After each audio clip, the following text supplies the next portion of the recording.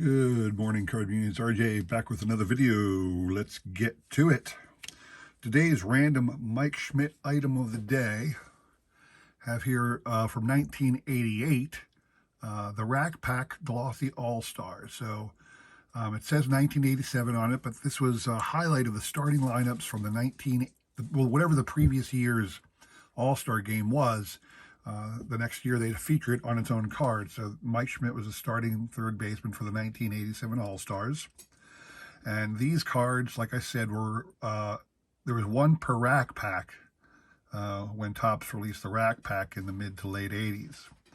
And each one of those Rack Packs contains one of these 22 cards that were part of the set. You can see here was commemorative cards. There was 22, which was the 9 starting position players plus 1 manager card plus 1 honorary captain.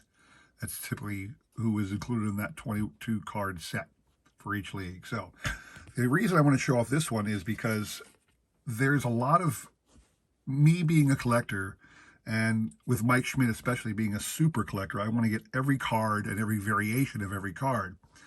And one of the things I noticed that if you're not a super collector or crazed person like me, you don't know, there are card sets with multiple variations simply because of the way the cards were manufactured and the printing that happened in the various versions of printing they went through. For example, this card down at the copyright date has a single asterisk in front of the copyright date of 1989.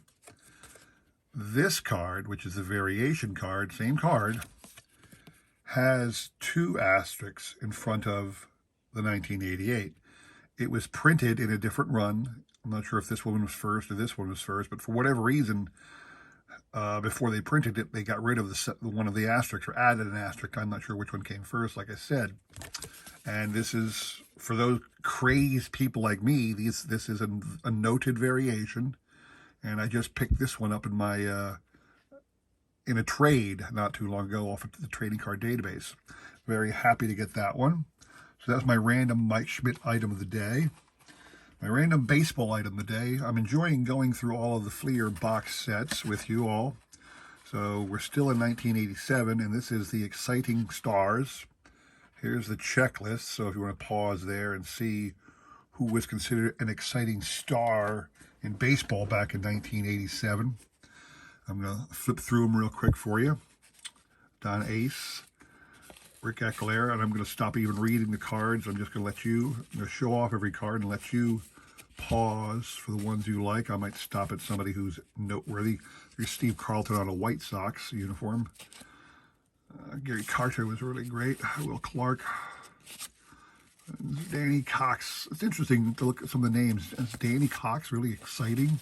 I mean, what was so exciting about Danny Cox? The backs of these were just normal statistics. I'm not sure if he had like a great saves or something like that. No, he was a starting pitcher. They went 12 and 13. I got no idea how a 12 and 13 record makes Danny Cox an exciting star. Yeah, so Gene Garber winding down his career. Steve Garvey winding down his career with the Padres. So there's a lot of names in here. You wonder how in the world they got into a set of baseball's exciting stars. Maybe it's just that there weren't that many exciting stars in 1987, so they did their best. I don't know. But it's another one of those great Fleer box set. Charlie Kerfeld, really. Yeah, another one of those great Fleer box sets I like so much. So here you go. And of course, at the end, you'll see it came with the 6 stickers. So that's your set, and here's your 6 stickers. So that's my baseball showcase item of the day. Today's trivia question. In the background, you see a card of Mike Piazza with the Padres.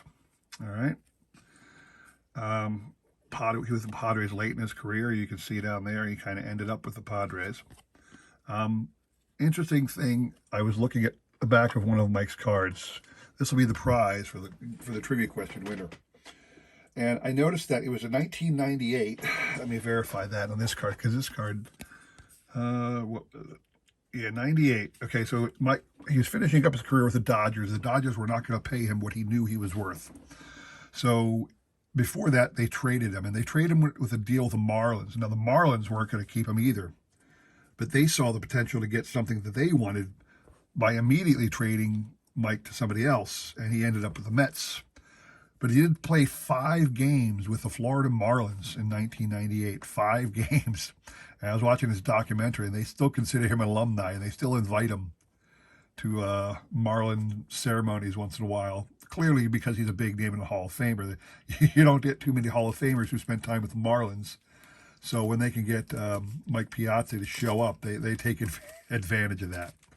Anyway, something interesting I found was that during his 5 games with the Marlins, he accomplished something in those 5 games that he did not accomplish in either his time with the Dodgers earlier in the year, nor in his time with the Mets later in that year. So for the 5 games in 1998, he accomplished one offensive feat that he did not accomplish with the Dodgers or the Mets in that same year in many more games. So it's kind of an odd question.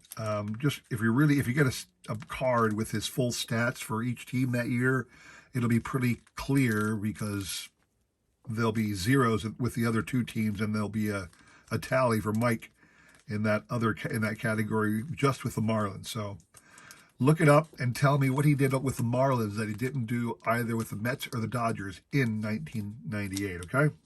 So that's that. Now, today is a mail day shout out, all right? We all have many dear hobby friends that we often like and comment on their videos, but often we'll also send out cards, trades, just care packages and whatnot. And we learn what their favorite teams or favorite players are or whatnot. So if you look at one of my previous videos, maybe I'll put a link to it in my comments below. I'm not certain if it'll end up there or not. But I was on vacation during Christmas, and I was down in Myrtle Beach with the family during the Christmas holiday. And I stopped in at the Dollar General and found some cards. And, it doesn't matter where we are, right? We have to buy cards. So I picked up a couple packs of, I think it was Caesar Series 1 2021 tops. And it was a waste of my time because I've already got 2 full sets. I knew I wasn't going to get likely to get anything really big, but I couldn't help it. The cards were there. I was there, so I snagged 2 packs of cards. And I opened them up while I was there, made a video of it, and posted it. And one of the things I did get that was kind of cool was I got a 2021 gold card, numbered out of 2021, of Freddie Freeman. And I actually asked, I know that somebody out there, in this particular case, it's Adam over at Adam's Card Closet, he's a big Braves fan. I said, hey, would you like this card? And he said, sure. So I did send him out that card. And today, or just recently, I got a care package back from Adam. And I want to share that off with everybody. I got this nice note. Here it goes. Hello, RJ. Hope your day has been chipper. I wanted to send an MVP in return for the MVP card you sent my way. Of course, I had to send 2 since it takes 2 Harpers to equal 1 Freddie, LOL. Adam, just so you know, it does take 2 Harpers to equal 1 Freddie because Harper has 2 MVPs and Freddie's only got 1, LOL. Just kidding, my friend. Hope you enjoy these cards. Take care and stay chipper, Adam. So, Adam sent me 2 really nice Bryce Harper cards. Stained glass. I believe this is from this year's Optic. 2020, actually. And then a nice Donruss Diamond Kings chrome foil style. So those are 2 really nice cards from my Philly player. I actually have had to put together a pack of Harper cards. I was planning on sending to somebody and sell it, whatever. But so it's not like I necessarily PC Harper, but I do have dozens upon dozens of Harper cards. It's hard not to when you collect Phillies. And when you enter breaks and you always choose the Phillies, you're going to get Harper cards. So anyway, that's all I wanted to do today was show off a nice care package from a dear friend. I want to thank everybody for taking time to watch. Please consider liking, subscribing, commenting, and all that jazz. Don't forget the trivia question. I'll include a repeat of the trivia question along with my email in the description below. And remember, you've got today and tomorrow to answer that trivia question, and you'll be entered in the Sunday drawing to win that Mike Biazza card in the background there, all right? Again, thanks for watching. Hope to see you all again tomorrow, so take care.